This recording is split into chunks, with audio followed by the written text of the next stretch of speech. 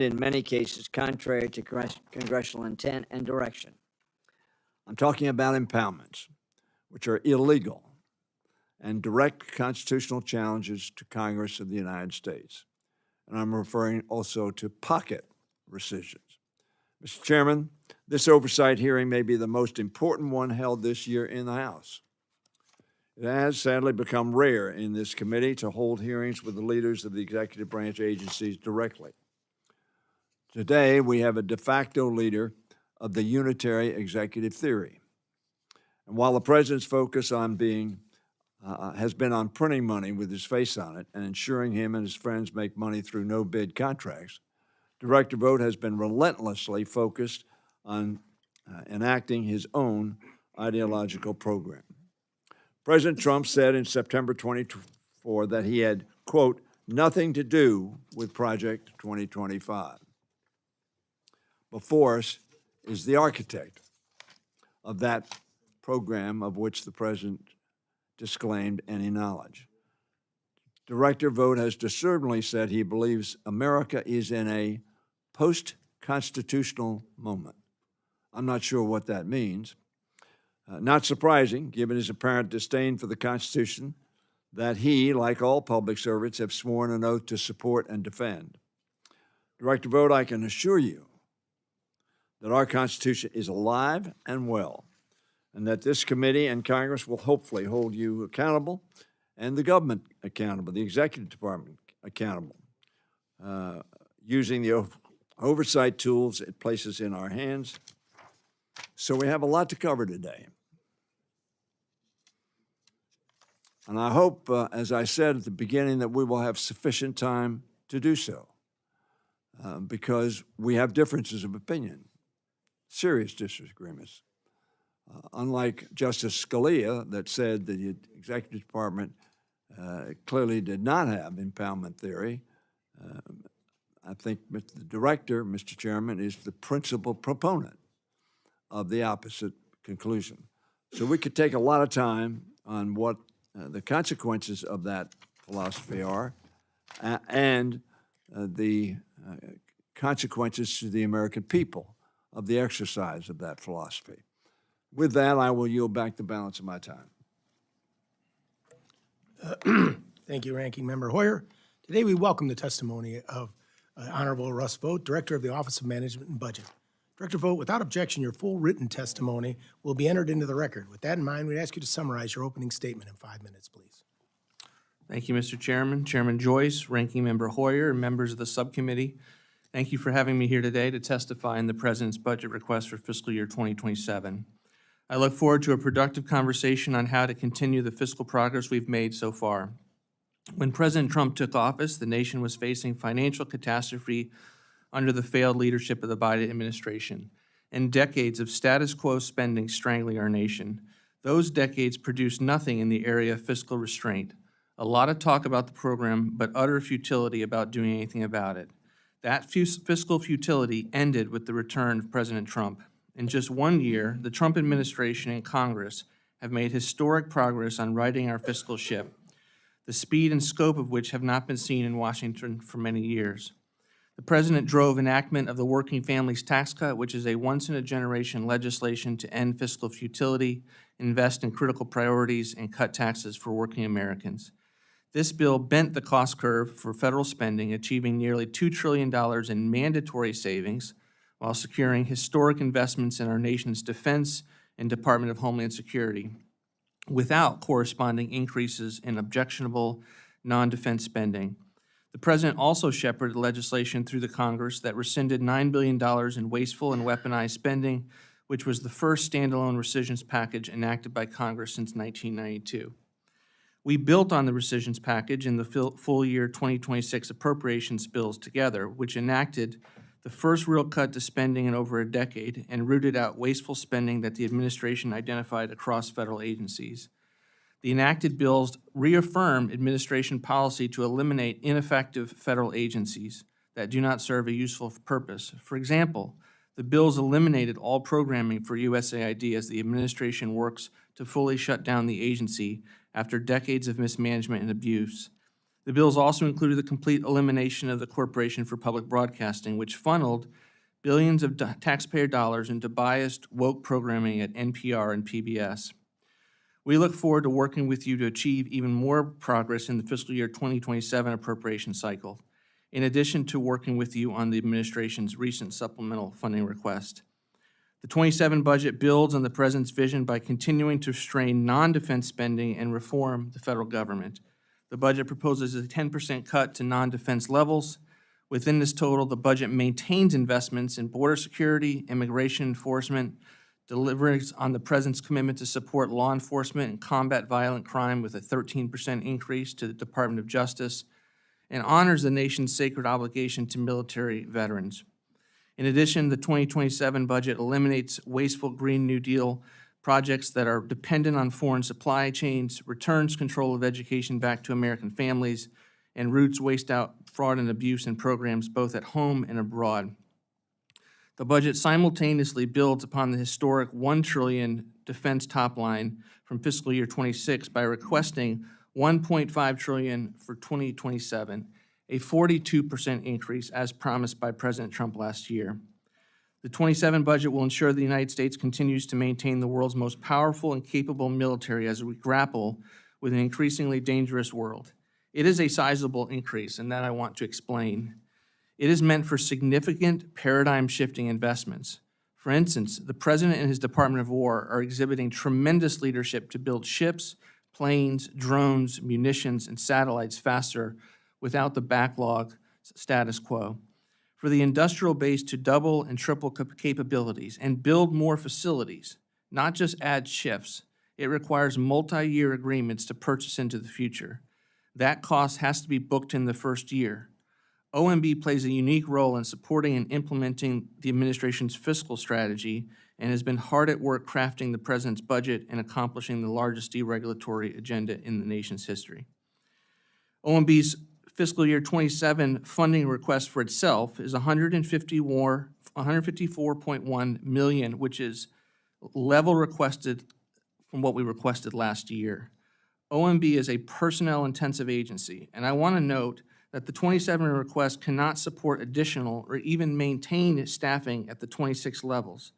Accordingly, OMB is not asking for additional FTEs. In fact, we're assuming a lower FTE level to be absorbed in the base.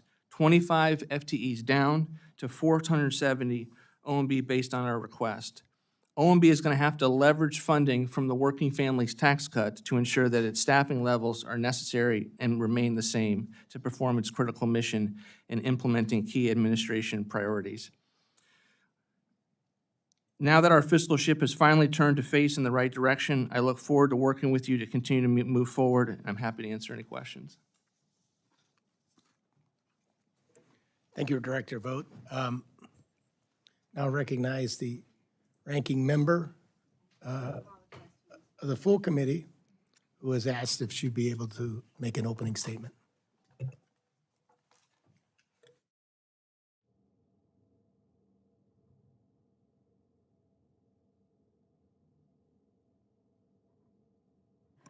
Thank you very, very much, Mr. Chairman. I apologize to you and to the rest of the committee and to our guests this morning. There are many, many meetings going on. So I appreciate the opportunity to provide an opening statement. I want to say a thank you to Chairman Joyce, to Ranking Member Hoyer, and I want to welcome Director Vought. A lot of ground to cover, and you and I agree on very little, but I'm glad that you are here to fulfill your constitutional responsibility to respond to Congress's oversight authorities. Quite honestly, even if it's only after all 12 bills have been passed by this committee. In your position as Director of the Office of Management and Budget, you have asserted unprecedented control over taxpayer funding, a power of the purse that belongs to Congress under the Constitution. It is Article 1, Section 9, Clause 7. No money shall be drawn from the Treasury, but in consequence of appropriations made by law. You have worked openly to undermine this essential authority guaranteed to the Congress and render it under the control of the executive branch. I view it as an affront to the separation of powers and the very purpose of this committee. You have stepped well beyond the bounds of the ordinary push and pull between the White House and Congress that characterizes every administration, Democratic or Republican. You have withheld funding that Congress passed on a bipartisan basis and that presidents of both parties, including the current president, have signed into law. You have shuttered entire federal agencies, contributing to the deaths of some of the most vulnerable women and children across the globe in the process. And you have done all these things under the guise of shrinking the government, yet you have also spent billions and billions of dollars beyond what is legally allowed. You have hijacked billions from investments to maintain U.S. military superiority in the future, and you have taken over $400 million in taxpayer funding from the Secret Service to pay for the president's ballroom project. You are currently withholding $19 billion to shutter an agency Congress has not agreed to shutter. And as I wrote to you last March, you have unlawfully spent over $9 billion in taxpayer funding that was never legally appropriated, exposing dozens of your administration colleagues to criminal liability. The lack of accountability you have shown to the American people must be addressed. But today I want to highlight one recent item that should concern people of every political persuasion in every corner of this country. At the end of May, OMB released a proposed rule in an attempt to subject all federal funding to a political litmus test. The proposal instructs political appointees in the Trump administration to deny or terminate virtually any grant at any time for any reason or no reason at all at the beginning, middle, and end of the federal funding process. Under your proposed rule, a recipient must, quote, demonstrably advance the president's policy priorities, end quote, not the country's and not the law's. There is no telling on any given day what the president's priorities may be. He routinely announces a policy in the morning only to reverse it in the afternoon. His habit is to govern by whim and fiat. This proposal seeks to establish yourself as the chief interpreter and final arbiter of what does or does not conform to this ill-fated, ill-defined standard. Your proposal would sideline the independent, nonpartisan experts who ordinarily make grant funding decisions as part of a peer review process based on evidence and science in favor of political tests imposed by you. Instead of awarding research funding based on the likelihood of success, it will be conditioned on political compliance. Rather than scrutinizing the data, applicants will have their social media scrutinized. You are creating an environment in which promising cancer treatments will lose grant funding because the university that houses the lab has the word diversity in its mission statement. You are inviting the possibility that years of work on a revolutionary Alzheimer's drug will be cut short and abandoned because the head researcher spoke at a conference hosted by a group that disagrees with the Trump administration on vaccine policy. It is cancel culture for cancer research, a weaponization of bureaucracy. The harm this will do, if allowed to take effect, is unfathomable. Do not take my word for it. Experts in psychiatry, immunobiology, and neuroscience at Yale University have expressed profound alarm at the impact this proposal will have. I am submitting for the record letters that I received from these doctors and researchers detailing the catastrophic effects of this proposal would lead to. May I submit the documents because I will wrap up very quickly. Lastly, I want to touch on the supplemental. Okay, I appreciate that, but I would like the record to have it. There is a lot. We're very much eager to hear your answers today, Director Vought, to the questions. And if I might, my entire statement be read into the record. I apologize for being late. It is not for lack of diligence, but because of the schedule that we have here. So I appreciate it. I thank the very chairman for that. Much appreciated. Thank you. And now we'll start a round of questions. I will begin. The answer will be 5 minutes for questions. If people see fit to have 5 minutes of monologue, so be it. But at the end of 5 minutes, we move on to the next person. I recognize myself. Director Vought, last week you sent a supplemental request to Congress requesting $87.6 billion in additional funding for fiscal year 2026. With respect to this committee, $36 million was requested from the Office of Terrorism and Financial Intelligence, and $600 million was requested for GSA, half for elevator-related capital projects, and half for the district's heating and transmission decoupling program, among other things. My question on behalf of the committee is, how was this request developed? How did OMB determine its supplemental priorities vis-a-vis its FY27 budget request? And what changed between May and now that triggered these requests? Thank you, Mr. Chairman, and thank you for inviting me to testify. We ran a process with the supplemental to try to assess the defense needs in particular that we had with Operation Epic Fury. We also sent out a request for needs, not unlike what we would do for anomalies with a CR request to determine what are the most dire needs. Obviously, needs came back with the State Department with regard to buildings that may need to be repaired from activities overseas, but also in terms of Coast Guard needs, because they are absorbing activities where the DOW would normally have performed those activities, or in the case of GSA, kind of an acute need with the elevators that was needed based on kind of a typical inability to get that much money coming from Congress. So that one might have put forward in the normal appropriations process or our budget cycle, but we wanted to use this as an opportunity. And again, we have not said this is just defense. We wanted to make sure that any needs that we see, we are bringing to you as legitimate, and it has OMB's seal of approval, and I appreciate in your testimony, Mr. Chairman, the role that OMB provides for this committee in particular, so that you know when we send something up, we believe it's been pressure tested accordingly. Well, thank you, and I appreciate that, but I noticed that, and we've had hearings on it, that there's a tremendous backlog of maintenance in all the facilities, unfortunately, that we all need to get to. But with that in mind, for fiscal year 2027 budget request, OMB is requesting a 13.3% or $17.1 million increase. This increased funding would support, quote, unavoidable costs and investing in OMB's workforce, among other priorities. Would you explain what those unavoidable costs are and why OMB needs additional funding only to cut staffing levels? And how do you reconcile the statement?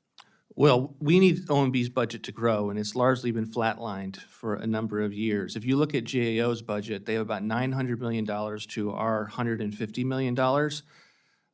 They have 3,000 staff that perform the activities that you all feel is vital. We have in the neighborhood of 500 FTEs that largely hasn't grown, even though the federal government has expanded in size. And if you just look at some of the portfolios that people have, they're astronomical. We have tried to change that, but we need more FTEs to do that. OB3, the One Big Beautiful Bill, will help us with additional FTEs. We're going to unfortunately draw down on that to maintain steady state levels, and that's my main concern, Mr. Chairman, is that my hope is that the base level will grow accordingly this year and into the future. But to answer your question, specifically, we have rent costs because we are in the midst of a move and we have to pay rent temporarily in both places. MAX is a computer system that the whole federal government uses, and it constantly needs to be invested in, almost as an IT system.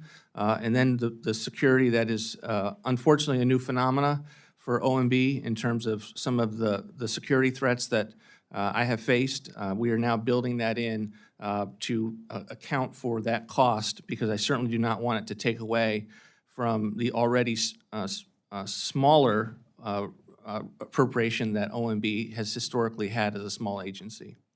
And I think you'll find this committee on a bipartisan basis has been very cognizant of security issues and tried to make all those areas under our jurisdiction whole so they can provide the necessary security for yourself and for the employees and the people who visit. The 27 budget justification cites several new responsibilities that OMB will assume through recently issued executive orders. This includes EO 14215, titled Ensuring Accountability for All Agencies, Protecting America's Bank Against Fraud, Waste, and Abuse, and 14275, Restoring Common Sense to Federal Procurement, and EO 14332, Improving Oversight of Federal Grant Making. I noticed that I'm going to about run out of time, and in order to be fair to everyone, I will now notice my ranking member, Mr. Hoyer, for his 5 minutes. Well, I would have been interested in the answer to that question. Mr. Director, the $100 million we've got in the reconciliation bill, the first reconciliation bill, what's the status of that $100 million? We are attempting to hire FTEs in certain key areas. One of them, to answer the chairman's question, would be fraud prevention. One of them is to be able to have a lot of oversight of the spending we're asking you with regard to defense. That would be one of those portfolios that we feel like we have nowhere near the number of FTEs to be able to provide accountability for. And we are trying to invest in tools that would allow us to use technology to do OMB's work better. How much of that $100 million has been obligated? Very few has been obligated. Well, how much? I'd have to get back to you, but it would be in the millions. Less than 10? I would think so. Yeah. So that you are asking for additional money, and you made the point, which I think is a valid point in terms of ability to do the job that we require you to do. But when you make a comparison to the GAO has oversight over the 2 million people who work for the federal government, and you have control over almost all of those 2 million in terms of getting information, studies, reports. So that I think it is not a fair analogy to make that GAO has more authority and scope than you have available to you. But in any event, let me go to debt and deficit. This administration and my Republican colleagues say the debt is a very serious matter. You're aware, of course, the fact that the first reconciliation bill over 10 years has been adjudged to cost either between $4.1 trillion or $4.7 trillion, depending upon whether you use static or dynamic scoring. Ironically, the dynamic scoring that I think, do you support dynamic scoring? Of course. Yes. It costs more under dynamic scoring by about $800 billion. How are we going to bring that down?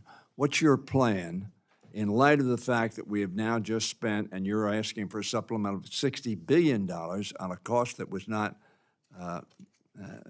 incurred except by choice of this administration, and so many other costs they're incurring? How are we going to pay those bills? Congressman, we reject the budget baseline assessment that you just gave to the One Big Beautiful Bill. If you use a proper baseline, which assumes current law revenue, current policy revenue coming into the federal government, it would have saved $1.5 trillion as you update the 10-year window.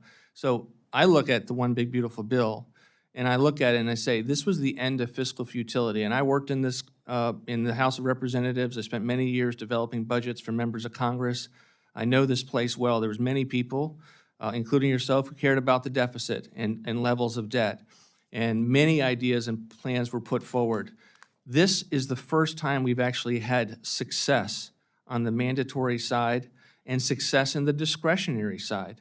I think the appropriations process that you all just completed, with the exception of the 2 shutdowns, which we can talk about, but the appropriations bills that you passed into law and the appropriations bills that I am seeing and monitoring as they're moving are, for the first time, taking some of the suggestions from the president's budget request, and I commend this committee on that. Let me stop you, not because I want to stop you, but because I have 58 seconds left.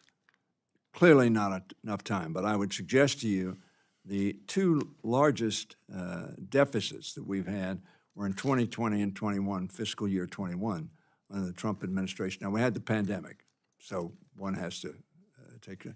But the next highest is what we're going to experience today, $1.9 trillion. Do you agree that that's the projected deficit for this fiscal year?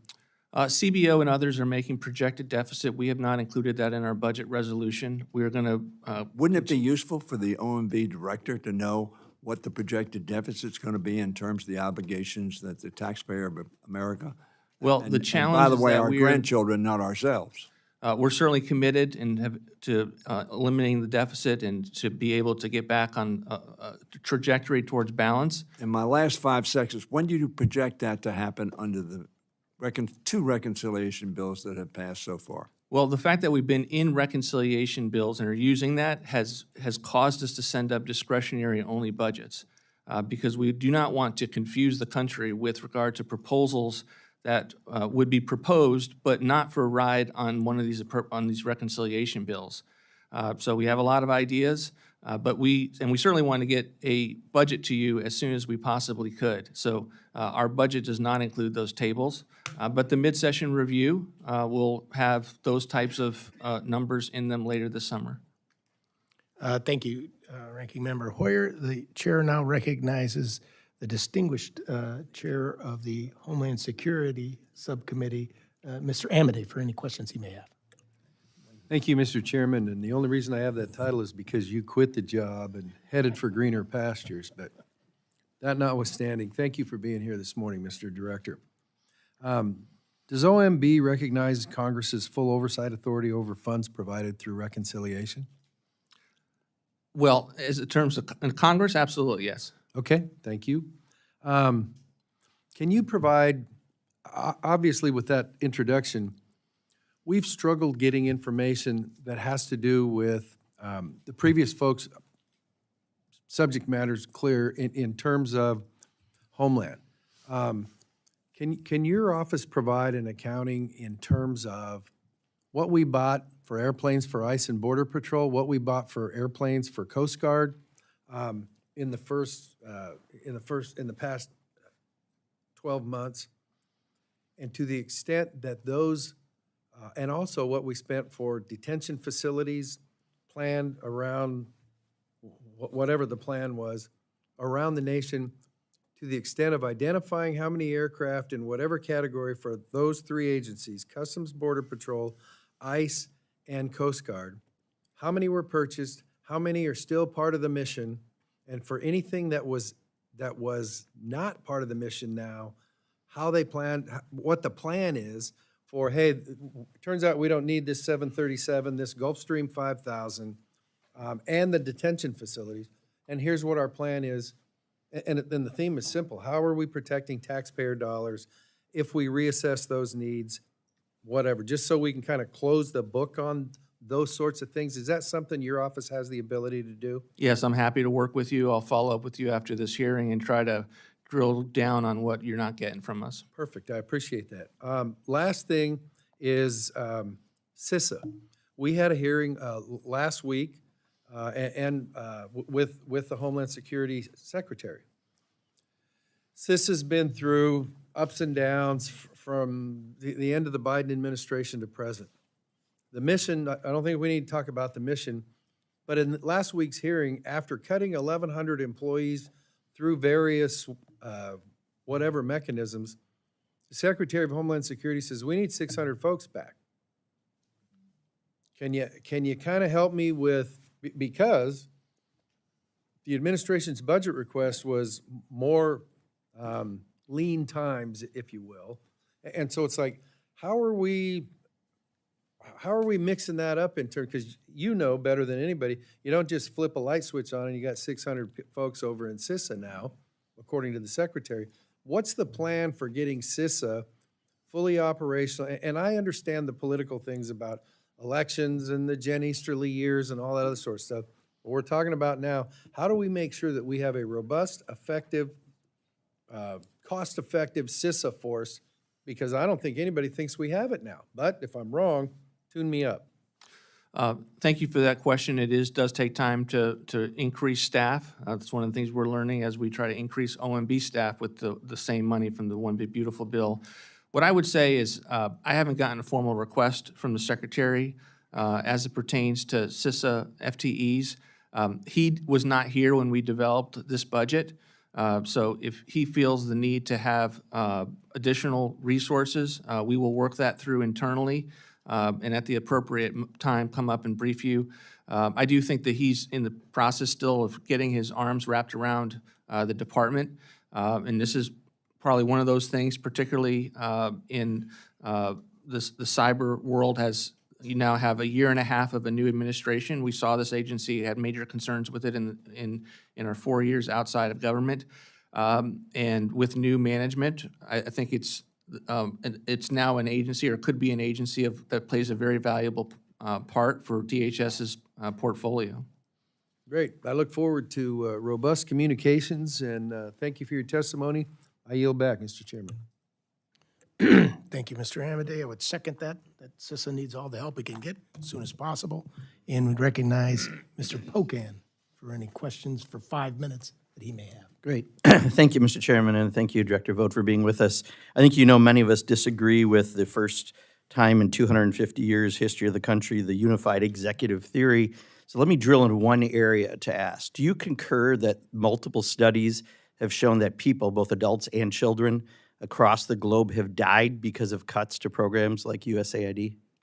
I do not concur with the validity of those studies. They are based on Do you agree that people have fake died methodology. across the globe because of our I cuts? believe these studies that people are banting about. My question are is, based do you on- believe people have died because of the cuts to USAID? It's simple, yes or no. I do not believe that the administration's You don't believe anyone's ability- died? Let me finish the question. No, no, it's a yes or no. It isn't, Director, it's because really simple. our Do you think cuts- people died or our not? cuts are aimed at. All right, you're not going to answer it. I would weaponization of claim my foreign aid time. I in thought other you were going to be a little more helpful, Director Vought, but that's fine. So this is Boston studies, Lancet studies. Others have said hundreds of thousands to millions of kids and adults will die because of this. One of your co-conspirators, Elon Musk, recently has been going nuts trying to claim no one's died, and he has to name names. So let me mention a few people who've died because of these cuts.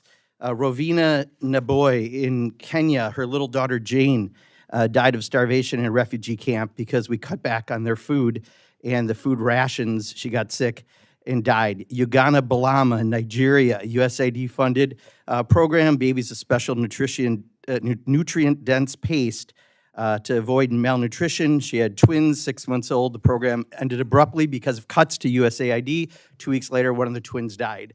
I've got a bunch more. Are you familiar with any of these stories? 13.4 million for civic engagement. Are you in familiar Zimbabwe. with any of these stories? 38.6 There's no number million involved in that answer, Director Vought. You're citing Are you fake familiar studies. with any of these stories? I just gave you 2 examples. Are you familiar? It's a yes am- or no. I am Don't familiar. dance. You're not a tap dancer. Are you familiar with the stories? It's really that simple. I am familiar with the press that you are citing. The reports that you are also referring to are fake I take my methodologies. time back. You're clearly not going to answer questions today. I thought you came to answer questions.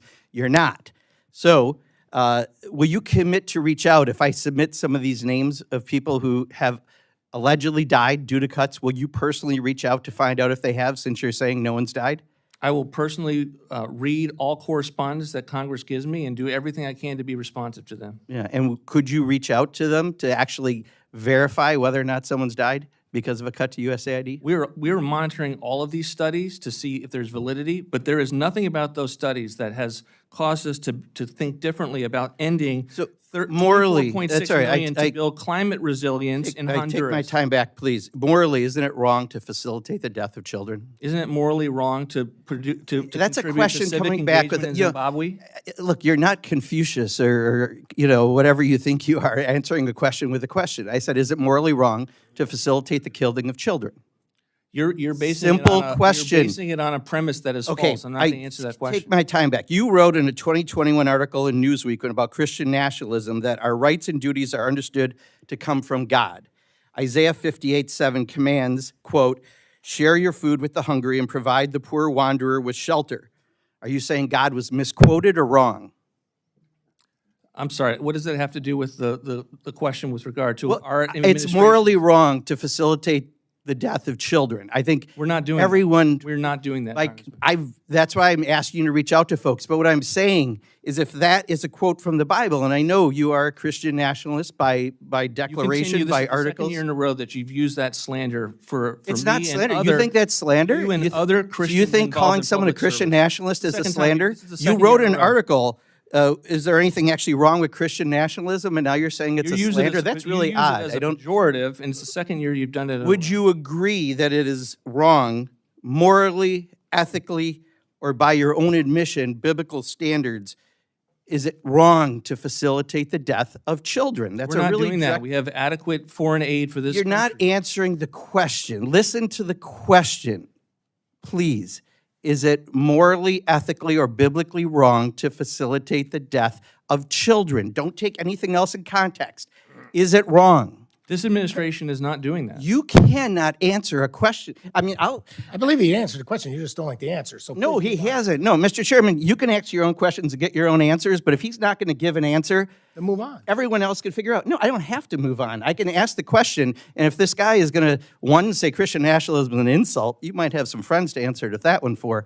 But to say the sort of stuff and not answer questions directly, it is morally, ethically, and biblically wrong to facilitate the death 5 of minutes are children. up. I Now yield back. recognize, the chair recognize Ms. Henson. Thank you, Mr. Chairman. Good morning, Director Vought. Thank you for taking the time to come testify and answer our questions today. And I want to give you just a moment to, you were citing some numbers there in your answers to my colleague across the aisle, and I think you were about to refer to some very wasteful spending that we have worked to curtail. A huge part of what your mission has been at OMB. Would you like to give some of those statistics, please, so the committee can hear and taxpayers can hear what their money was going to fund overseas that was an incredible waste? Thank you, Congressman. And I think it's important to also differentiate the fact that this administration continues to fund foreign aid, just at the Department of State. So all of the types of things that people across the globe are relying on as an aspect of humanitarianism or soft power, those are now being funded at state. We did have cuts at USAID to deal with the extent to which the agency was weaponized against, quite frankly, those countries and our own taxpayers. And let me just give you an example. $24.6 million to build climate resilience in Honduras, $38.6 million to build low emissions development in West Africa, $600,000 for listening tours on local development in Timor-Leste, $12 million for telling the USAID story in Bosnia-Herzegovina, $13.4 million for civic engagement in Zimbabwe. I can go on and on. That's why we passed the rescissions package last year, which included a number of these reductions, and it's why our foreign aid is now serving with the best of intentions, the policy objectives of Congress and the President of the United States. Well, thank you for your clarity on that, and I think everybody agrees that every dollar spent abroad should be advancing American interests in the right way, and I think we can argue that some of those expenditures were not doing that. So thank you for clarifying that. I want to ask you today about CDFIs, because I think when we look at these specialized lenders that help to make sure that some folks can access capital, we understand they're absolutely vital in revitalizing and growing our economies, especially in states like Iowa. We have the first-time home buyer down payment assistance programs to payday alternative loans. The Treasury Secretary has announced that he, of course, supports CDFIs, said that their role in underserved communities is very important. And I do agree, when used responsibly, these funds certainly are a significant opportunity to help build our communities. I am very appreciative. OMB did apportion the fiscal year 25 funds back in April. Glad to see those also released by Treasury this week. Can you share a little bit more about how OMB is working directly with Treasury and other agencies to support a more cohesive process to ensure those funds are dispersed in a timely manner as Congress intended? Thank you, Congressman. We put out the NOFOs this week. We are implementing the spending as you have put forward in the appropriations process. We have concerns with the program. We've put forward proposals that are similar but different. I have concerns from my perch at CFPB, where I'm in charge of people's ability to repay, and CDFI individuals get an exemption from ability to repay. So when you look at the kind of market and tensions and cracks in the market that could come from that, I have concerns. And then if you look at some of the CDFIs that the Biden administration were funding, and I'll just give you an example of $4.9 million for local initiatives support corporation that publishes blogs condemning the level of whiteness in community development. That's the kind of thing that we want to put an end to. It's why it's taken us a little while to get the NOFOs out and the apportionment done. But we understand Congress largely supports this program. We're trying to do our best to make sure it's spent well as best we possibly can. Yeah, and I appreciate that specific example. If there are any others like that that you could give our office so that we can go back to the folks who are trying to access these programs and say, here's what we're actually trying to get rid of, so that more of those dollars are available to you, that would be helpful. Looking ahead to fiscal year 26 funding apportionment, and we're obviously working through fiscal year 27 right now, do you have ideas for the committee or Congress to consider to help ensure funds that may have been delayed, maybe for reasons like you referenced, but other reasons as well, are actually getting through the agencies with OMB moving forward? No, I mean, we got it's a 2-year chunk, so 25 and 26, and their next task is the 26 and 27 amount, and we'll get those out expeditiously. All right, thank you. I yield back, Mr. Chairman. Thank you very much, Ms. Hinson. Chair now recognizes.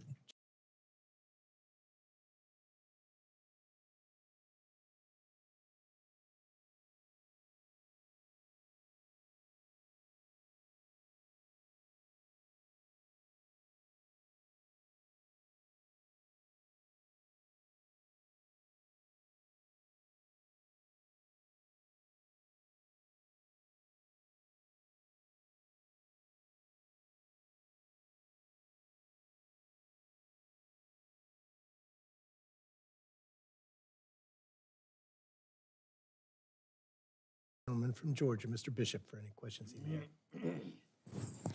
Thank you, Mr. Chairman, and welcome, Attorney Vought.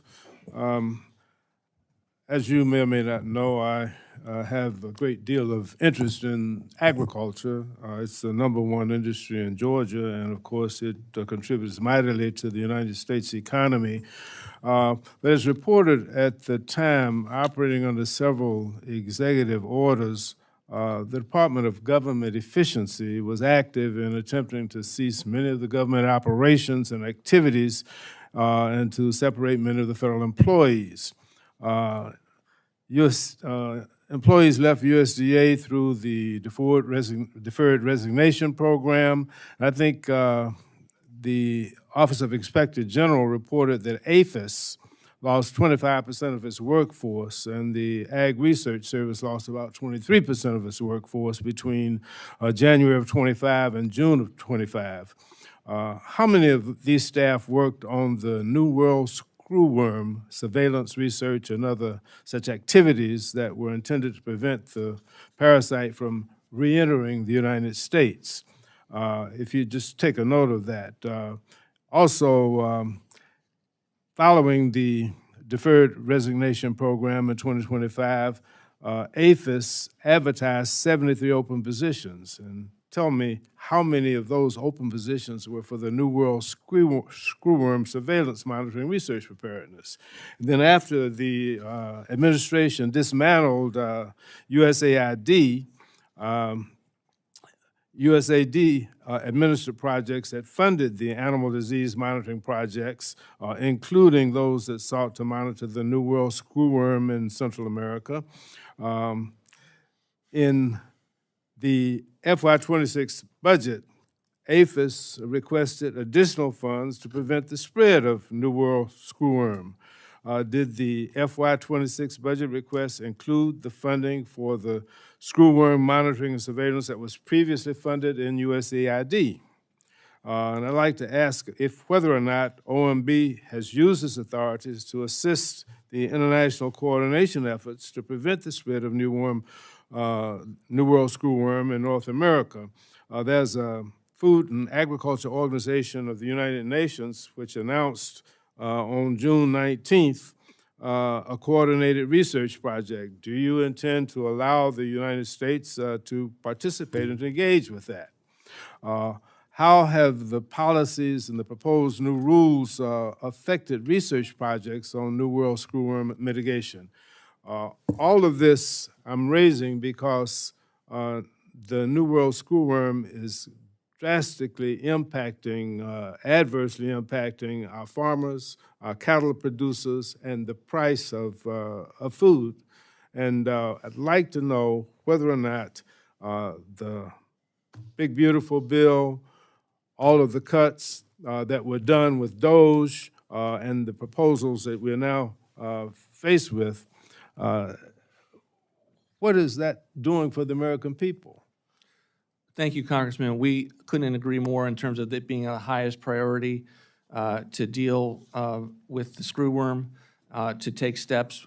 If you were to monitor the things that I'm working on at least daily, one of those is that.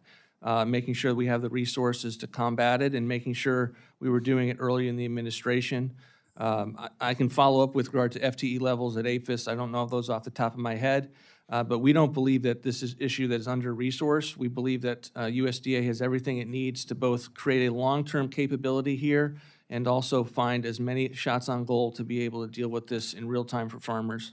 The bottom line is, as a result of the loss of the ARS people that were working on the screwworm issue, working to make sure that they didn't come north from Mexico and Central America immediately after these resignations and the loss of all of the expertise, we saw this creep and this drastic increase in the screwworm coming into the United States. And our farmers are really, really concerned about that now. We agree that there is an issue that the federal government needs to respond to, and we believe that we are doing so robustly with a properly resourced effort led by Secretary Rollins. But you did take a step backwards when you curtailed that in the beginning of the administration. Well, I wouldn't agree with that. I'm happy to respond to that with questions for the record and follow up with regard to FTEs. People retire, we have to fill those jobs. And many of the people that we were taking steps to reduce, there was a backlog of individuals that weren't necessarily on board with the administration and performing the policy agenda of this administration. I'm specifically talking about screwworm. Mr. Bishop, well, unfortunately, we'll have to move on, sir. Chair now recognizes the ranking member or vice chair of this committee, Mr. Lolota from New York. Thank you, Chairman. Thank you for your leadership. Mr. Vought, thank you for being here today, sir. The 2024 election was a choice election that was particularly significant to our nation's trajectory. For a long time, many folks felt like they were being taken for granted, spoken to during campaign season, and forgotten the rest of the year. They felt betrayed by the people and parties who had long claimed to stand with them, only to watch those same voices turn their backs when it came to fight for jobs, wages, and working conditions. They were welders and carpenters, they were plumbers, linemen, electricians, and masons. They were the men and women who lace up their boots early in the morning, pack a lunch, go to work, and put in a full day. And they're the backbone of this country, in my opinion. They're the reason our economy functions, and they're the reason that our infrastructure stands tall. And to put it simply, the 2024 election was a mandate from the American people to show up and fight for the American worker and American jobs. In general, Director, would you agree with that? Yes, sir. And as you know, many of these American workers are part of the federal workforce. And some of these federal workers are members of the Association of Federal Government Employees, AFGE, whose leadership helped this administration, and more importantly, the country, end the Democrats' multiple shutdowns, the longest shutdowns in U.S. history. I know that I was thankful, Director, that AFGE weighed in to oppose the Democrat-led shutdown. Director, what was the AFG's leadership? Was the AFG's leadership helpful to ending the shutdown? Yes, it was. Thank you. You had a few conversations with the leadership. How'd those conversations go? I did not have conversations with the union leadership, but I know members of our team did, and we appreciated their support in that. Yeah. Switching gears slightly, Director, are you familiar with the GAO's June 17th report on the federal workforce reductions? No, I have not seen it. It talks about a 6% cut to the federal civilian workforce. You familiar with that, Director? Yes, I'm aware of the steps that we've taken to reduce the workforce. Yep. And no reasonable person should counter your assertion that our debt and deficit situation needs to be addressed. I hope that reasonable minds on both sides of the aisle can sometime come to an agreement on that. But I want to talk about specifically staffing levels. And the GAO has now reported that staffing at 22 major agencies measured by employees and pay status declined by more than 11% between December 2024 and January of 2026. I recognize those are different measures and timeframes, but GAO's own data shows reductions on a substantially larger scale than the 6% contemplated in the budget. So my question, Director, is did OMB anticipate workforce reductions of this scale across major agencies? Congressman, I have to take a look at that study. I haven't. I will do so after this hearing, and I'm happy to follow up. We responded to the level of FTEs that the agencies sent us of where they were and where they thought that they would be heading into the new fiscal year. And so that's how we built the budget. Let me ask you about one particular example. The World Trade Center Health Program, are you familiar with that? Yes, Congressman. Established in 2011 to provide health care to individuals with 9/11 related illnesses fell from 93 employees to 84 employees, despite having an authorization of 120 employees. At the same time of that massive reduction that was well short of that 120 number, there were delays reported in claims of processing, treatment authorizations, and enrollment appeals. For a program serving 9/11 first responders and survivors, what should have OMB's early warning indications have been that those staffing levels were dropping to dangerously low levels that would impede their ability to delivering on this important mission? Well, if we had known about it, we would make sure that they have every adequate resource that they need to perform that function. And I will take it back, and we will see where we are on that. OMB does not have this all-encompassing view of what is happening across the entire federal government. We are a nerve center. I would agree with that, but we do not have the ability to know everything that is happening in the agencies, and that's one of the reasons I work so hard to stay in contact with members of Congress so that I can learn from what you all are seeing, what the agencies are seeing, and we can move to space where we need to. I guess I would say this. Speed is important. The debt and deficit situation are dire. We do need to act. What I would assert, Director, is that when moving fast, and you need to move fast in a lot of these issues, when moving fast, that you anticipate some of the issues that will be caused by moving fast. And I'll say one thing with the 25 seconds I have remaining. There is right now being contemplating moving the Army Corps of Engineers New York District Office to New Jersey. It's the New York District Office. It services areas of both New York and New Jersey, but it should remain in New York. And I hope that we don't fall into the same issue of just in the name of saving money, which we should save money, to vastly impede the mission, in this case, of the Army Corps' New York office. I'll take it back, Congressman, for sure. Thanks. I yield. Right on his 5 minutes. As you told me, sir.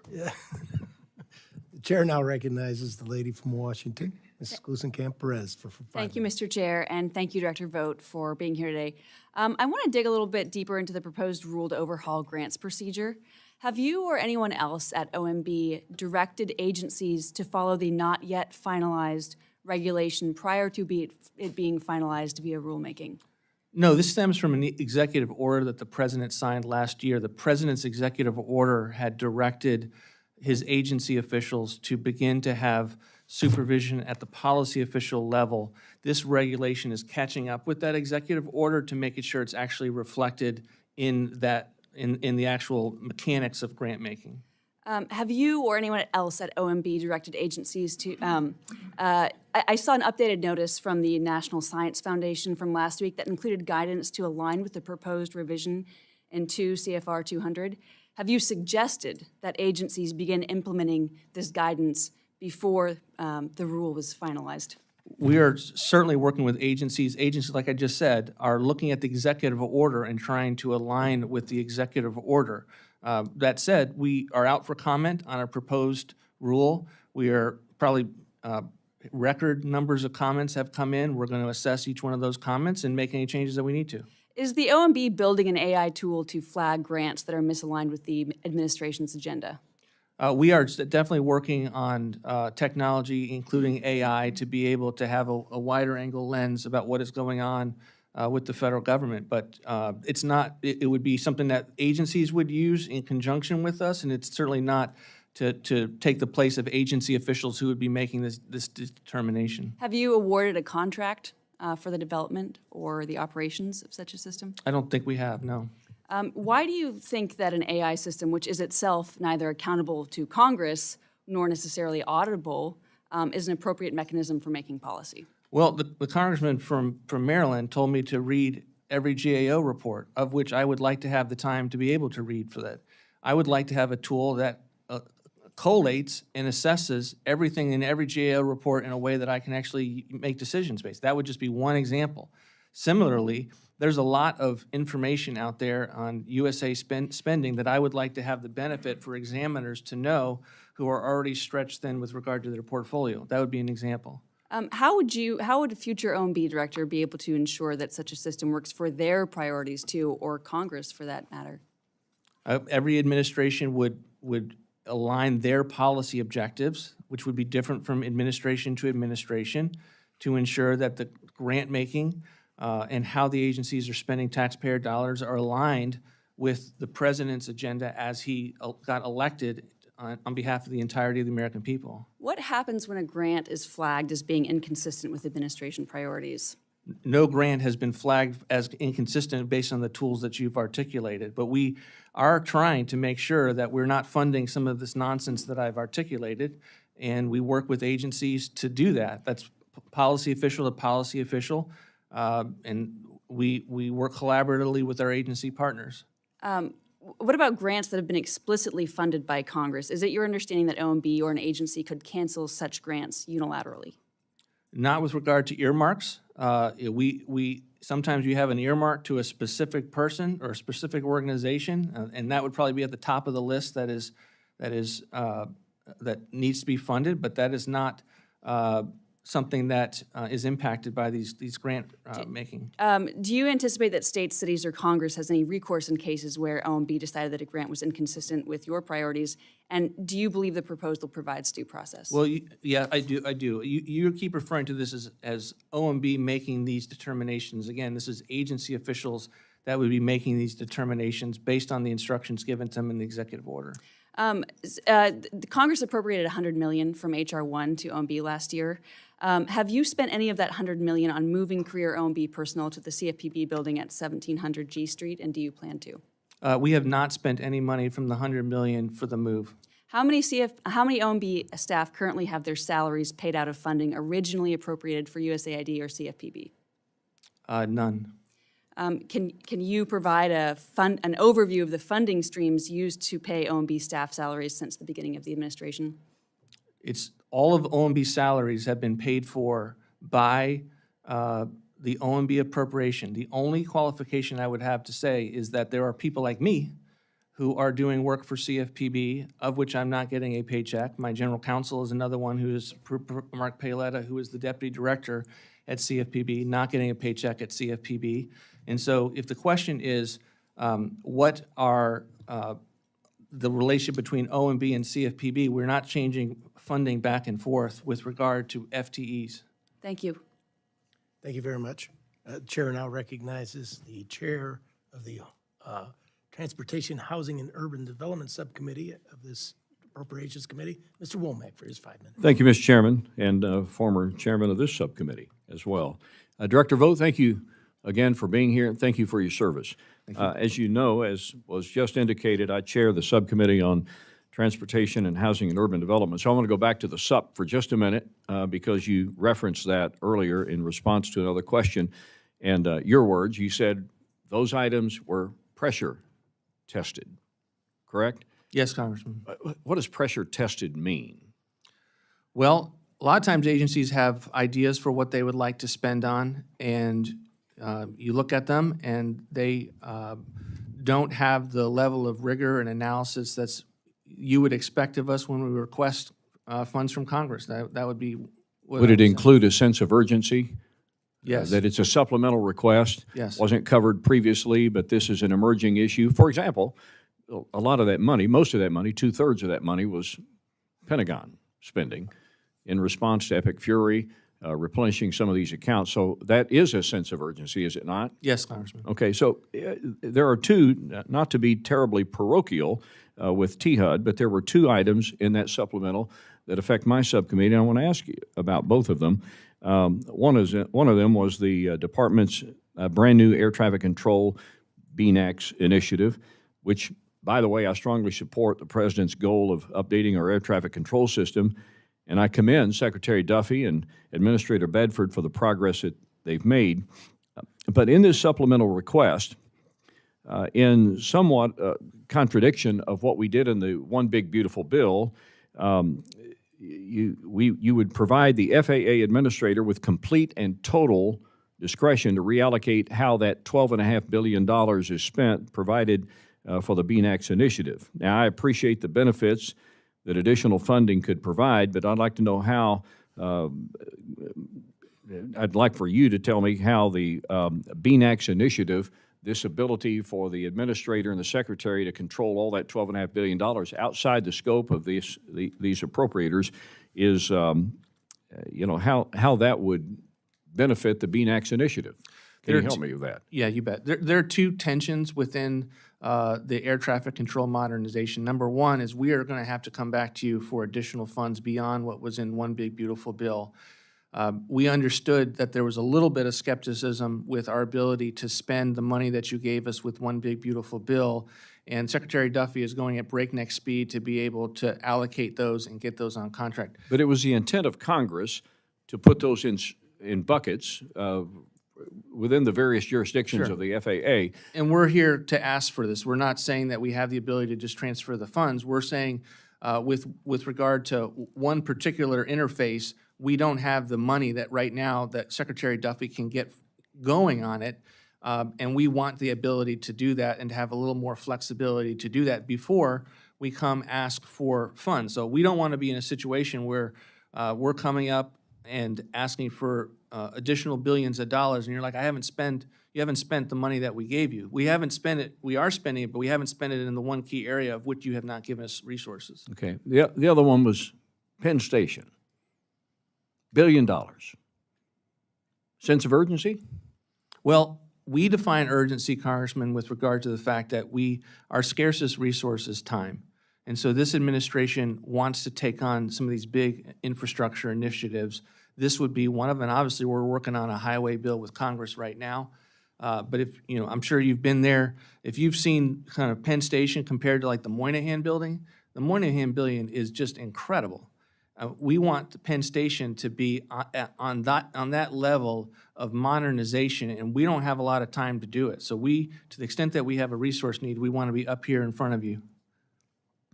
My last question is regarding project labor agreements. I applaud the Trump administration's efforts to cut spending where appropriate, and we have a responsibility to ensure taxpayer dollars are stewarded in such a way that they go further for the American people. However, in my opinion, PLAs diminish competition and increase the cost of federally funded construction projects. In a memo last June, you clarified that the Trump administration supports the use of PLAs when those agreements are practical and cost-effective. So we're probably going to have to take this for record, but I'll go ahead and finish the question and then give you an opportunity to respond to the committee in writing on this question, and that is, what specific analysis or economic calculations are used in the evaluation of these PLAs that found their genesis back during the Biden administration? And with that, Mr. Chairman, I'll yield back my time. Thank you, sir. And the chair now recognizes Mr. Ivy for 5 minutes of questions. Thank you, Mr. Chairman. H.R. 1, I call it the big ugly bill, was signed about a year ago, and $150 billion of the mandatory, it contained about $150 billion in mandatory defense spending, correct? Yes. Okay. My understanding is that you still haven't spent, or $100 billion of that still has not been spent. Is that correct? We are aggressively getting the money out the door this year and working with DOW on that. But we have not spent all of the money with regard to one big beautiful bill. Okay, but it's $100 billion that hasn't. That's a yes, that it hasn't been spent yet? I wouldn't want to say, I can respond specifically what the level is, but suffice it to say, we're working to get all of the money out the door in the fiscal year that we are in. We're talking about needs that were not accounted for in that bill. Fair enough. And then in the president's budget request in April for defense spending, that was $1.1 trillion?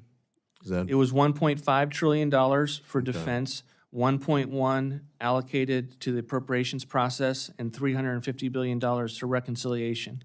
And $250 billion more for defense spending than had been there last year. Is that correct? We would have gone from $1 trillion to $1.5 trillion. All right. 42% increase. And then the 67.1 supplemental.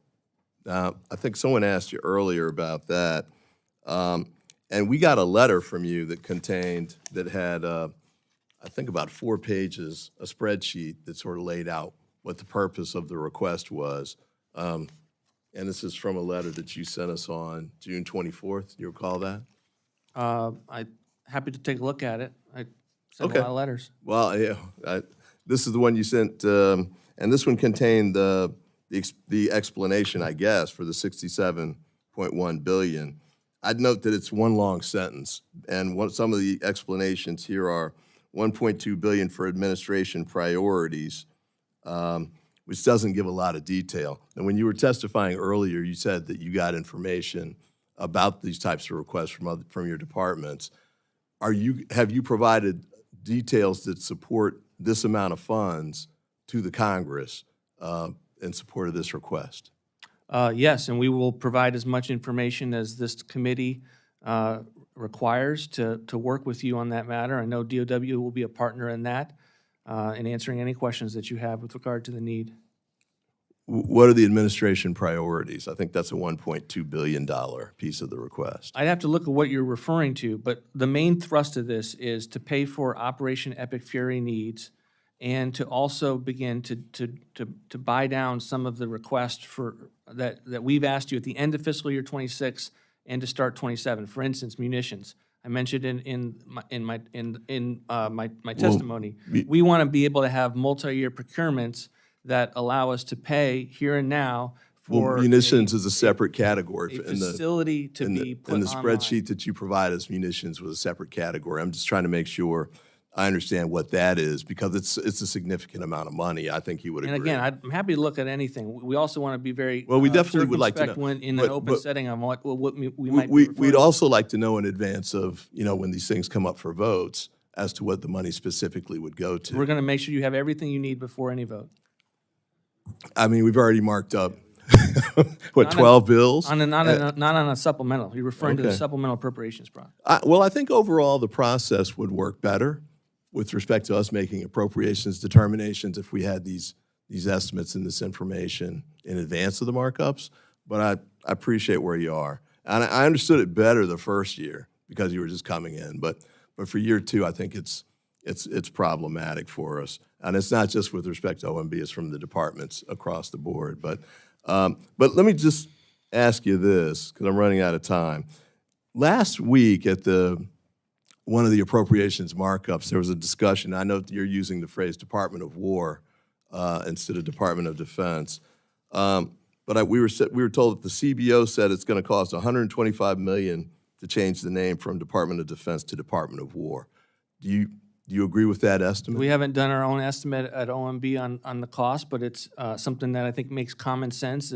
It's what the department was called for most of our nation's history. I'm focused on the amount. The National Defense Authorization that's moving through renames the it. nomenclature concerns me less from an appropriations committee standpoint than the fact that we're going to spend $125 million or so. You're not challenging the number, but I said we haven't looked. We haven't I taken know. our own assessment. But that's a lot of money, and we spent a lot of time hearing that a lot of the needs that we'd like to fund, we didn't have the money to fund. So with that, I yield back. The chair recognizes Mr. Cloud. Thank you, Chairman.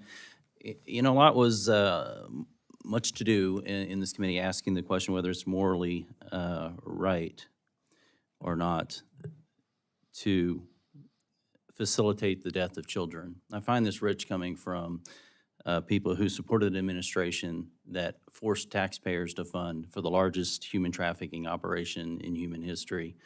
Still today, we are at a loss to where 200,000 to 300,000 of the kids who came across our border are, as we're trying to find them. I visited the facilities where over half the women who come across have been sexually assaulted on the journey.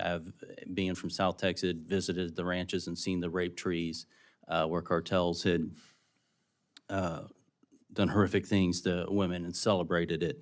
And for one, I'm thankful to see that we have an administration who's putting dollars back to where they should be. It was also pointed out USAID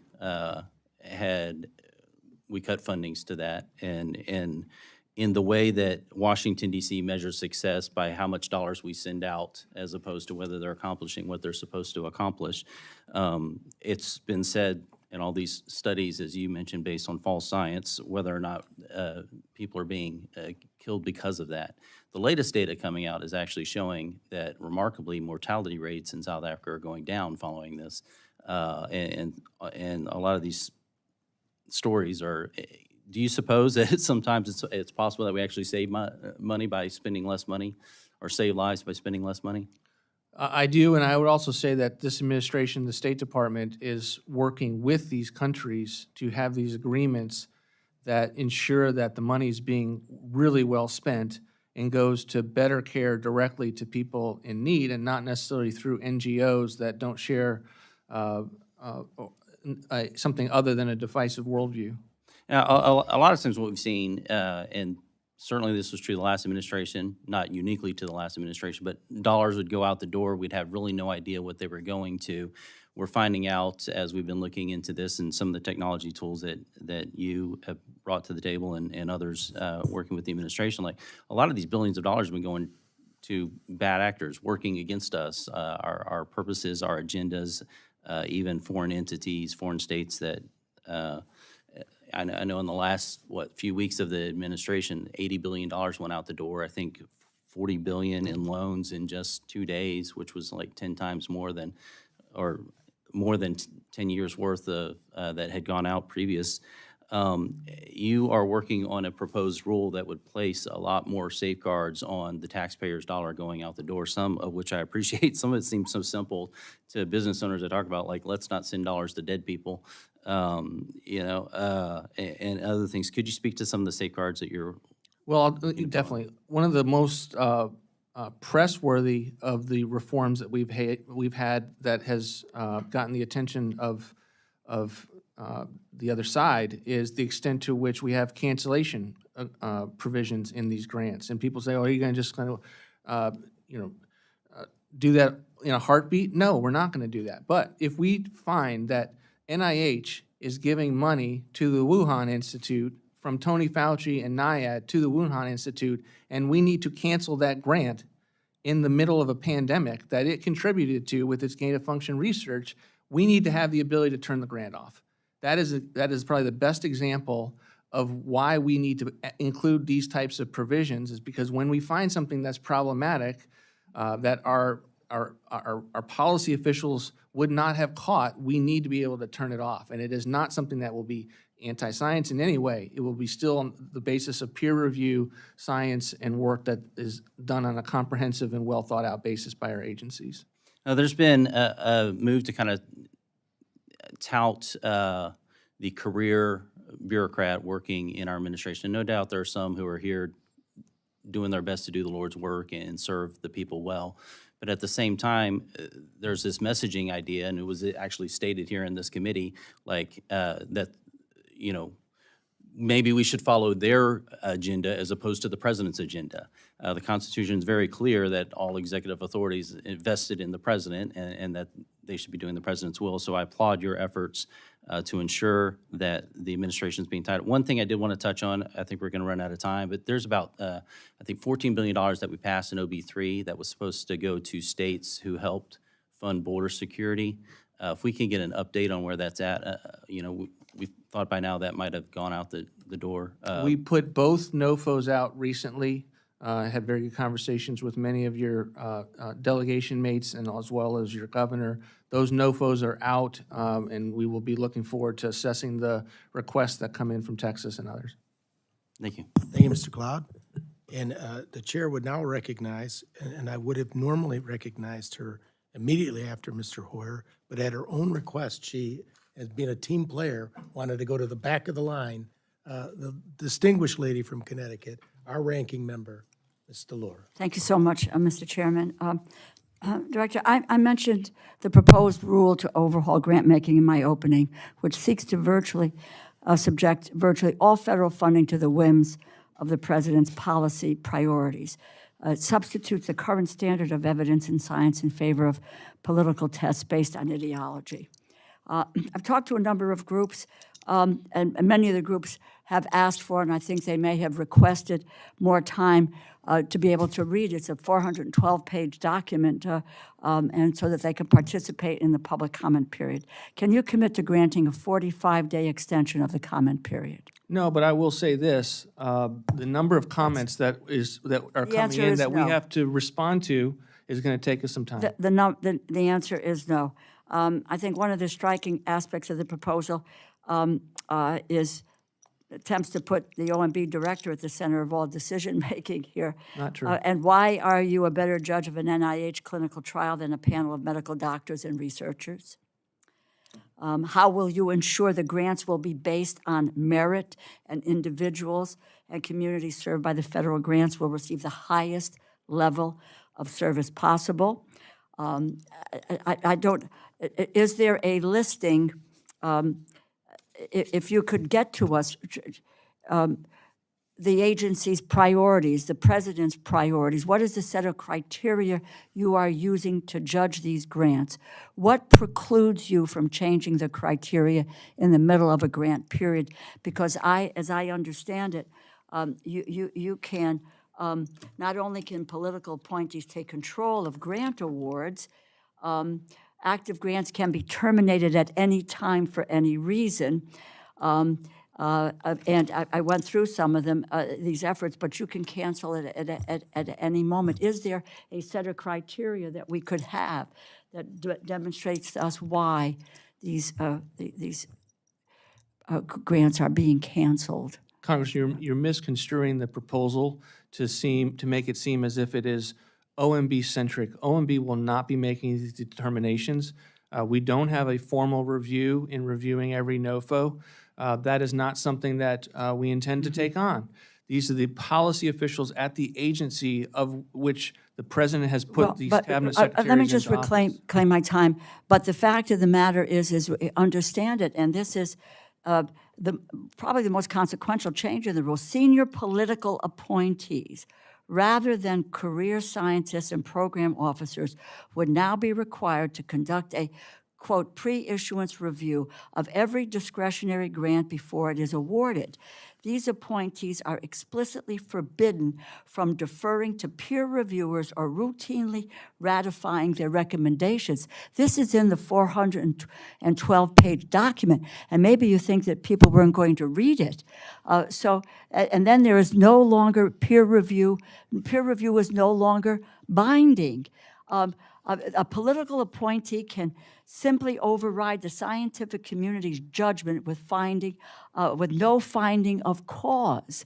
That is what is a part of this rule, which is it dismantles what we established after World War II for the National Institutes of Health, for the for the National Science Foundation, for Department of Energy, for NASA. It really reverses how we have awarded grants in the future.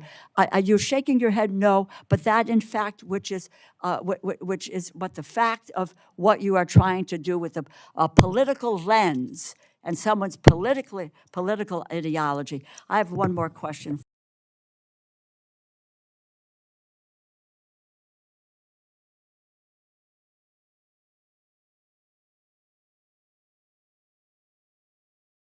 For you.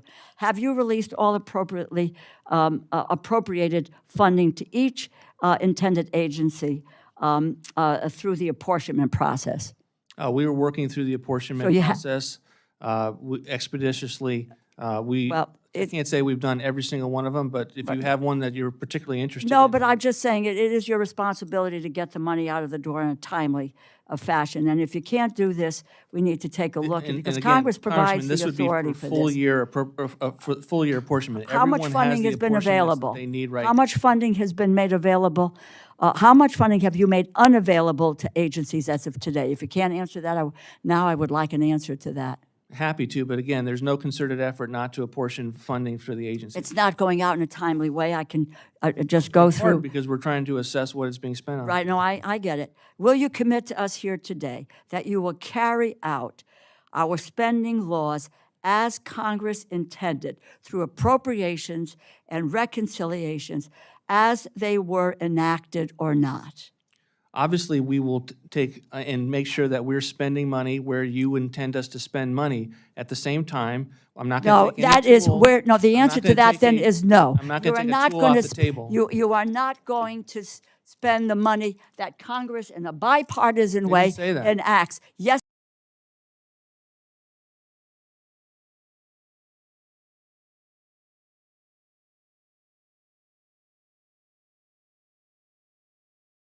You did. No, I I didn't. yield my time back. Thank you, Mr. Chair. Director Vought, thanks for being with us this afternoon. Thanks for your service. I know that you're in a very precarious situation, administering all the money that is appropriated by Congress. I can only imagine the complications. I take it somewhat personal and offensive that you were treated so disrespectfully earlier in our conversation regarding USAID. I think that we all can agree that every loss of an innocent life is a tragedy. And the reason I take this so personal is I serve as vice chair of the NSRP Appropriations Subcommittee, and I know how hard that Mario Desbalart and myself and the rest of the team has worked to help ensure the efficient spending of our taxpayers' dollars. But I think it's misleading to suggest that a U.S. policy change can be judged by isolated claims while ignoring the millions of lives that American taxpayers have saved through decades of humanitarian aid.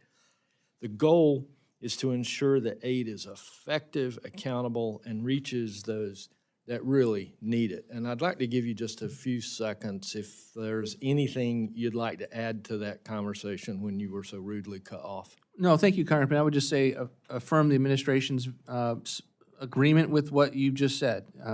We have requested foreign aid at the State Department. The President cares greatly about continuing to fund areas where we can be effective and to make sure it's done on an efficient basis and to actually make sure we get to real care for real individuals.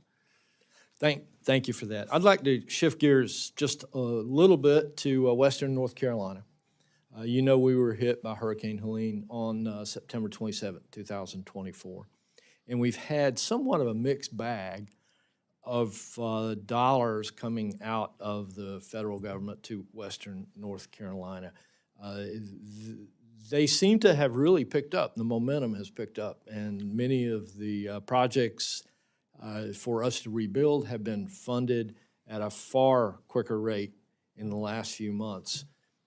Can you give me any perspective on is something different? Are you doing something different? Is Mark Wayne Mullen doing something different? Have we just gotten better? What's taking place there, and what lessons have you and Congress learned to deal with the next natural disaster? Thank you, Congressman. And it's a team effort, but I will say that as you know, we've worked personally to drill down very, very deep in several layers of bureaucracy to make sure money is going out the door. You were an incredible advocate for your district in that way, and we're doing that across the board. In some part, that's kind of what dealing with bureaucracy is. I think the Secretary is doing a great job. We in general needed to get the DHS funding out the door much more regularly. BRIC, the program, would be an example of one.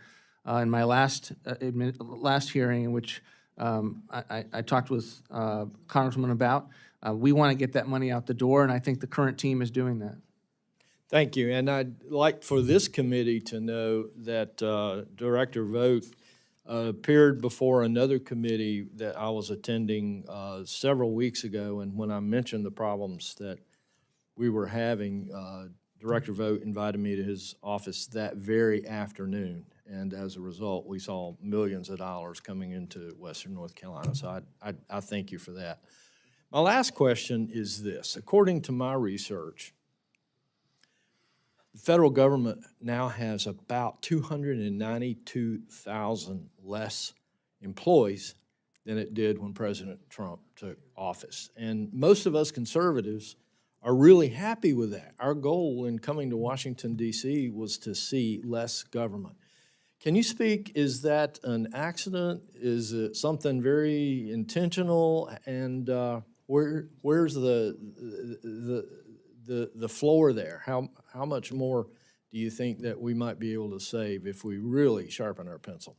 Well, I would leave that to the agency officials that are seeing their programs and their FTEs. We got some great feedback from your colleague that are assessing where they need to go deeper and where they need to go higher. And that is a balance that each one of them are going to be kind of their expert on it. For my part, OMB, I'm trying to increase to a higher level based on the fact that when you ask us for dereg deregulatory initiatives, we need more people to be able to do that. We need more people to be able to drill down into bureaucracy and get the money flowing as intended by Congress.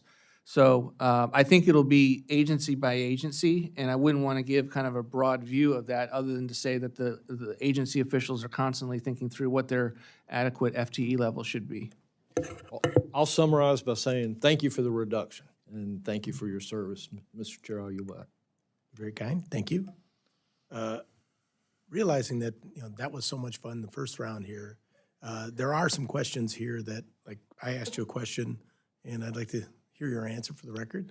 We're gonna go 3 minutes. Does that work for folks? If you have questions that were unanswered, okay? Mr. Chairman, in light of the fact you're answering, you may impose that, but the answer is, I do not agree. All right, and while I appreciate you, my wife just texted me that our daughter is, her water broken and she's getting ready to leave for the hospital on her first grandchild. So 3 minutes works for me, sir, because I'm gonna be out of here this afternoon. I would re-ask the question, but you're right, man. I just want to know, how will centralizing all those functions from the executive orders translate into efficiencies across federal government? And how will taxpayers benefit from the consolidation of all that power through the executive orders that we talked about before? What I would say is every time you see an executive order, there's a responsibility there for Office of Management and Budget to be able to perform government-wide function. And the level of things that we've been asked to do has therefore increased. And so we are trying to use each one of those as an opportunity to get better at what we do. And the work before us is certainly immense, but we're excited to do it. OMB received $100 million from the Working Families Tax Cut Act, also known as the Big Beautiful Bill, for the purpose of finding budget and accounting efficiencies in the executive branch.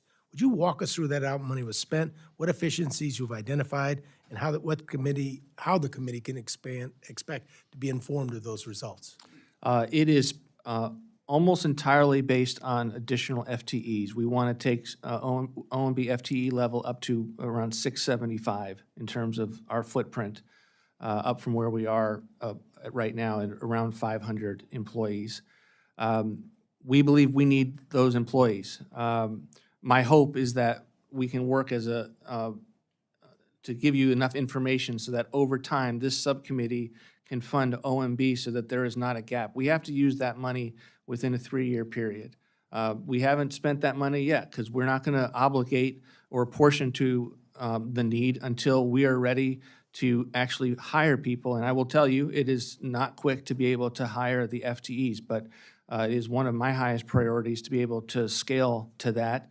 And that what you are getting with that is the OMB and the career staff, these are career staff largely, that will be able to provide the important civil servant work that you've come to know and appreciate from OMB. And so that's what we're trying to do with that number. I appreciate that, and I have 50-some seconds left here.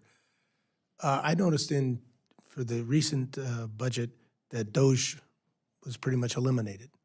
Is there something that you're going to present, or is there somewhere we can find what exactly DOGE accomplished as far as reductions in dollars spent, people at agencies or whatever? Is there going to be some documentation of what took place? I mean, we have no plans to do kind of a closing DOGE report. We're always happy to give you our assessment of that work. I think it made some really important strides. You all passed many of the reductions that DOGE found just through the normal appropriations process when you ended the year so much lower than the year before. We did some of that in the rescissions package.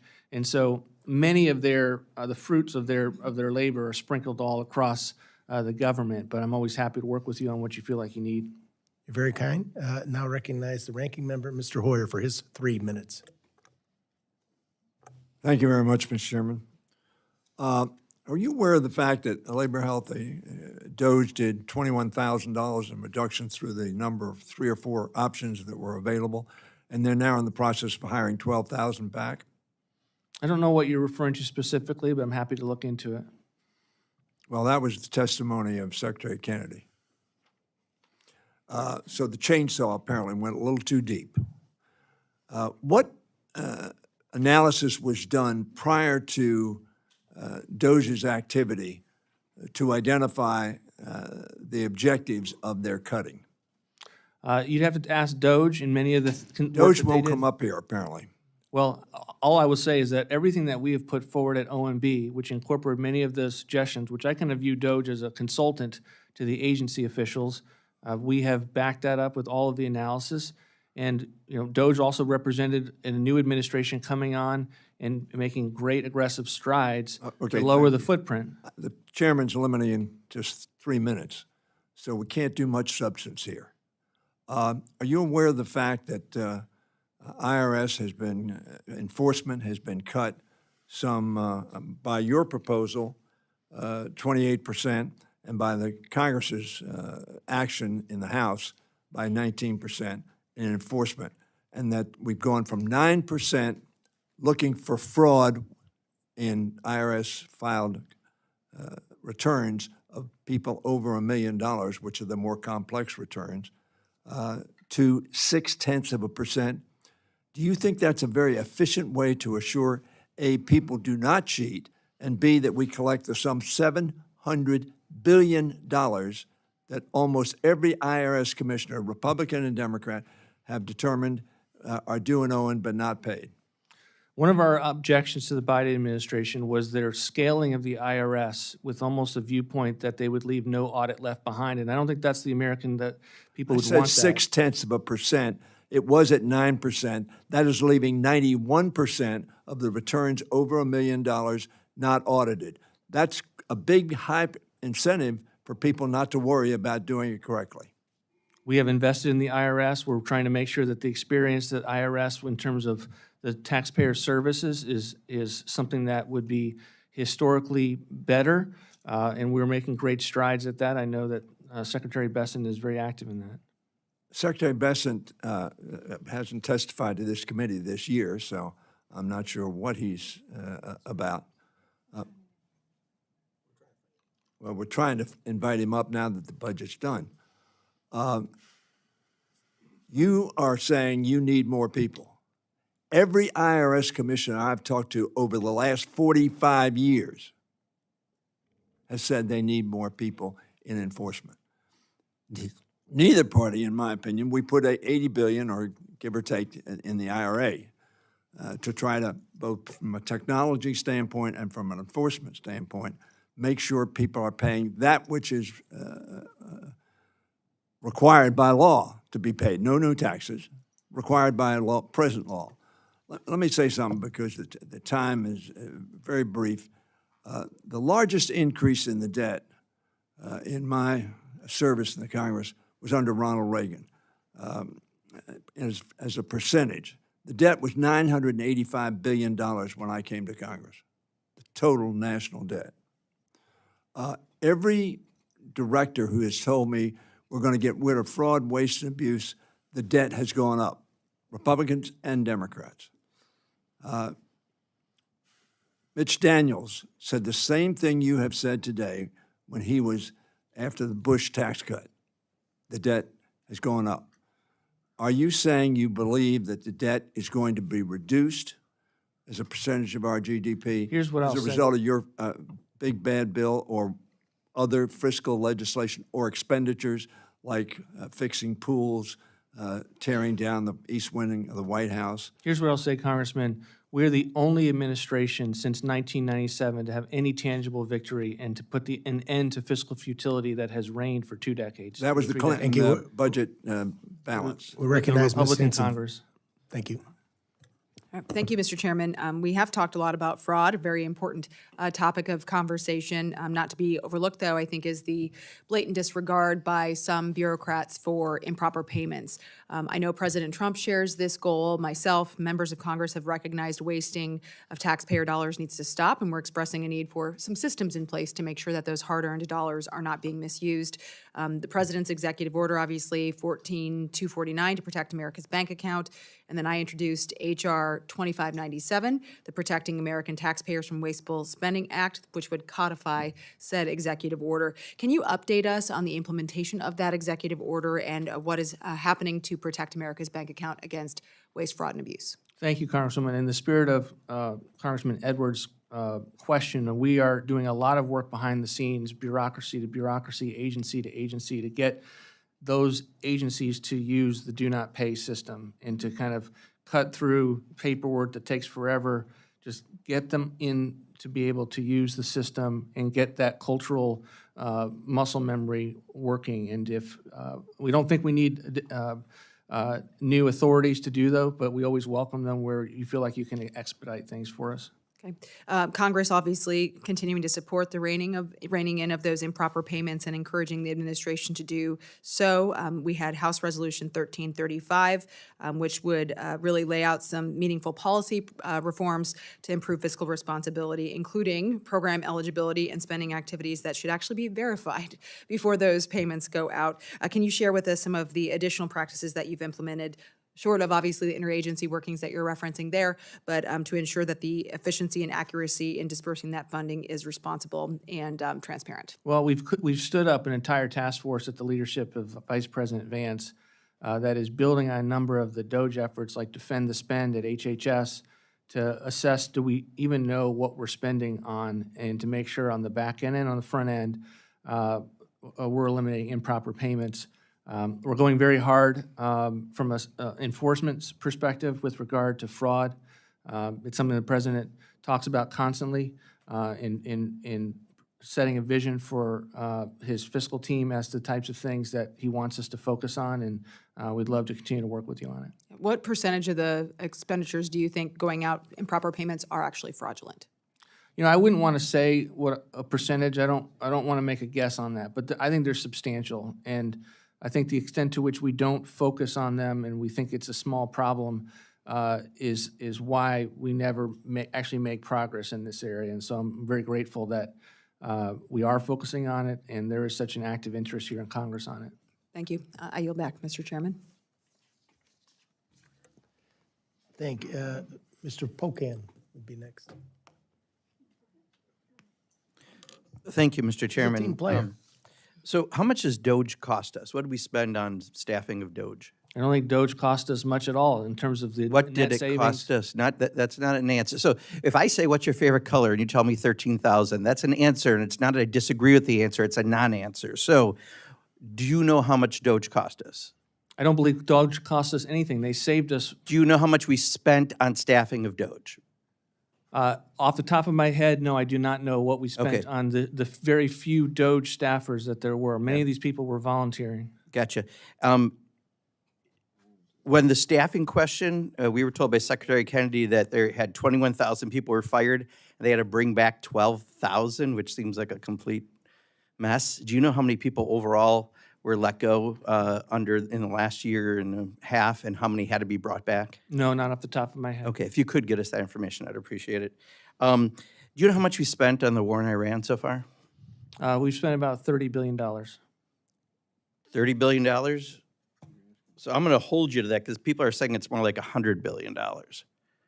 Well, I'm just telling you what I've heard from the Department of War and the analysis that they've given us.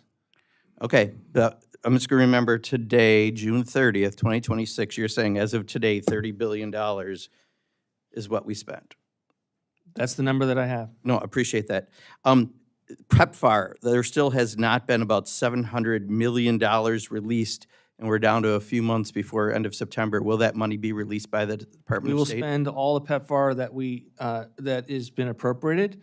Sometimes there are different fiscal years that you might be referring to, and these PEPFAR is spent over many, many years. Right, but I think there's 700 million left. Doesn't that sound right?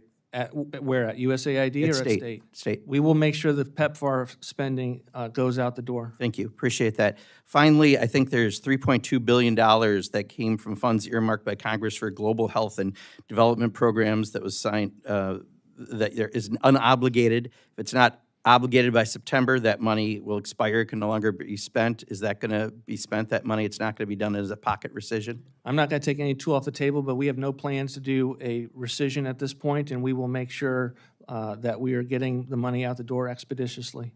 Okay, but do you predict that money will be spent before the end of September? I don't want to make any predictions other than to say that our current plans are to get the money out the door Yeah. on a normal Just so you know, I mean, basis. when we approve funds in a bipartisan way, we expect that the money gets out. And I understand you've had delays and you want more staffing, but you've only spent about 10% of the additional money you got in the big, beautiful bill. We need to make sure that when Congress approves funds in a bipartisan way, it gets expended. We agree with the need to get money out the door, consistent with our review of whether it's being well spent and not taking any tools that we may use of the president's fiscal management tools off the table. Thank you. Thank you, Mr. Polk, and we now recognize Mr. Bishop for his 3 minutes. Thank you very much, Mr. Vought.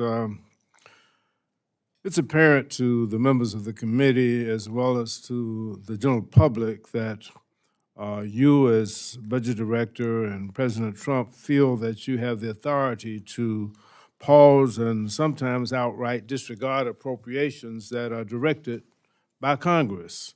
And of course, as we all know, the Constitution explicitly states that Congress alone sets the terms for appropriating funds. But if, for example, we give you the benefit of the doubt that you're somehow under the impression that the OMB's actions over the last 18 months to withhold funds across a broad spectrum of programs is legal, can you let us know what kind of language we need to use in our appropriations bills that you and OMB would consider to be unambiguous enough in directing the executive branch to disperse appropriating funds without delay, without additional restrictions that undermine the intent of Congress, and without political considerations like retaliation? Or do you believe it's possible for us to put language in the appropriations bills that are direct enough that would prohibit you from impounding and impeding the intention of Congress in our appropriations? I'm not going to engage in a hypothetical, but it's an interesting question, Congressman, in the sense that many of the things that you say are the questions that we get in terms of whether we're getting money out the door quickly is in fact us reviewing to see whether it's done efficiently or not, and to ensure that agencies aren't doing deficiencies, that there's a spend plan in place, which was literally why we were set up in the first place. And so I would just offer that as one of the reasons, as you're responding to what you think is data, that we're not spending fast enough. It's often because we're trying to spend But when you well. put a pause, and not spend it at all, when we clearly, and it's clearly intended by Congress for it to be spent, what kind of language do we need to put? Well, I think we have a. What would you difference- respond to? Well, we would have a difference of opinion with regard to the president's ability to pursue executive tools to limit spending. I've been up here before to talk about it. We used many of those tools last year. I don't think this is about writing the bills differently, but I will say this, Congressman, we're working with the committee to pass these appropriations bills. I think we had one of the most successful appropriations bills in seasons and process in history last year, subject to the Do you believe that there are three shutdowns that equal occurred. branches of government? That, Of course, absolutely. but the unitary executive theory doesn't take precedence over the other two branches, I take it. We believe there are three equal branches, and we are always looking back to how the founders intended our constitutional structure to operate and function. Thank you, Mr. Bishop. Chair now recognizes Mrs. Glusenkamp-Perez for 3 minutes. Thank you, Mr. Chair, and thank you again. One of the concerns that I've heard, and specific about the changes to grant-making rules, is the prohibition on funds for conferences. There are excellent conferences in skilled trades competitions. That is inherently a conference. People still glow with pride that they were successful in winning their state Skills USA champion in auto tech or roofing or whatever it is. And so how do you view this proposed rule's impact on the ability to host and hold skills competition, and how to find the best balance and the brightest tradespeople and really bolster our skilled trades?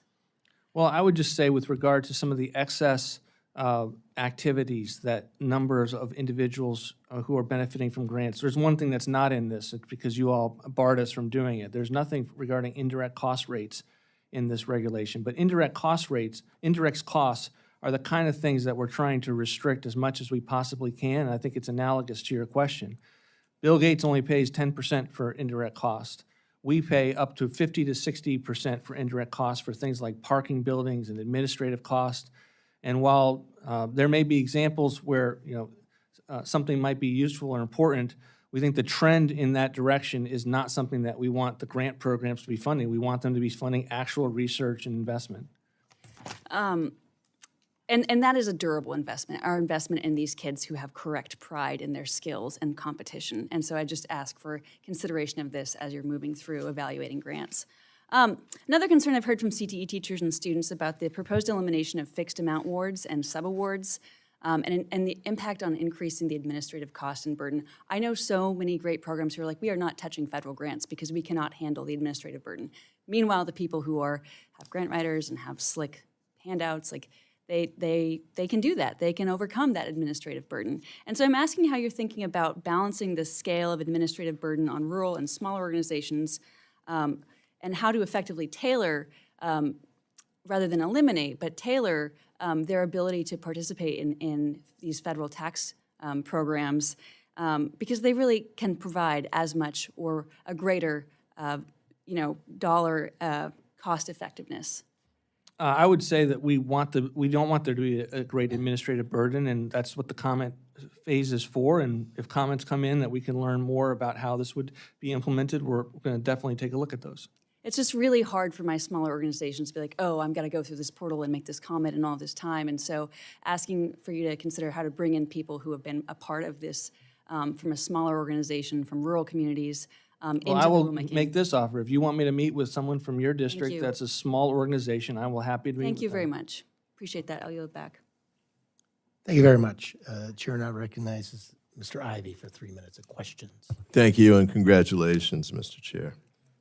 I wanted to follow up on the Doge comment that you made. I've got a report here from the Senate Permanent Subcommittee on Investigations that's entitled The $21.7 Billion Blunder, Analyzing the Waste Generated by Doge. Are you familiar with this report? No, I haven't seen it. Okay. It breaks it down by category, and it runs through the cost, for example, and I think there was a stretch where people got paid not to come to work, and I remember there was a scenario where probationary employees were laid off. I think that went to the courts. I think OMB made the decision to lay off the probationary employees.